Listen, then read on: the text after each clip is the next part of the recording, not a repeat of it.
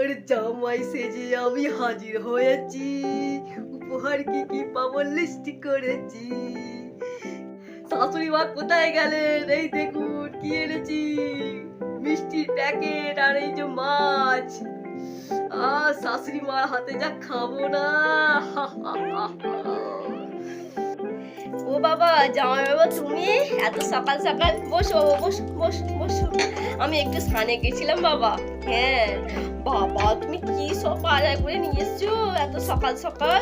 এত বড় মিষ্টি প্যাকেট, এত বড় মাছ এই যে শাশুড়ি মা, আপনার হাতে আজকে কাতলা, একবারে কাতলা দই খাবো কিন্তু। ধরুন ধরুন ধরুন, নিন নিন নিন। বলছি শাশুড়ি মা, শ্বশুর মশাই কোথায়? দেখতেই তো পাচ্ছি না। আসলে বাবা তোমার শ্বশুরমশাই একটু বাজারে গেছে।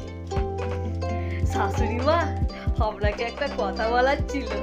আসলে আমার না শ্বশুরবাড়ি আসতে খুব কষ্ট হয়, যদি আমাকে একটা বাইক কিনে দিতেন, আমি এরকম এরকম এরকম করে চালিয়ে আসতে পারতাম।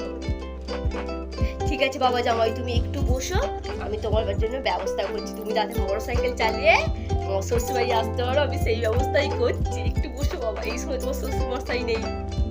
এই নাও বাবা, এই নাও, এই এটিএমটা তুমি নাও, আর যত খুশি টাকা তুলবে, আর তুমি একটা ভালো কিন্তু বাইক কিনে নাও বাবা। নাও ধরো।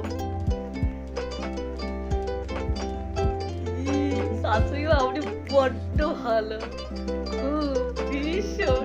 যা আপনার করছে আপনি সব দেন। এ নাও গিনি বাজার। ওরে বেটা,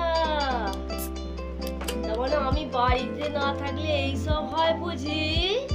জোরে চোরে মাছ তো দেখ শালার জামাই, তোকে আজ আমি কি করি, তোর মুড়ো ঝাঁটা দিয়ে দেখ দেখ দেখ।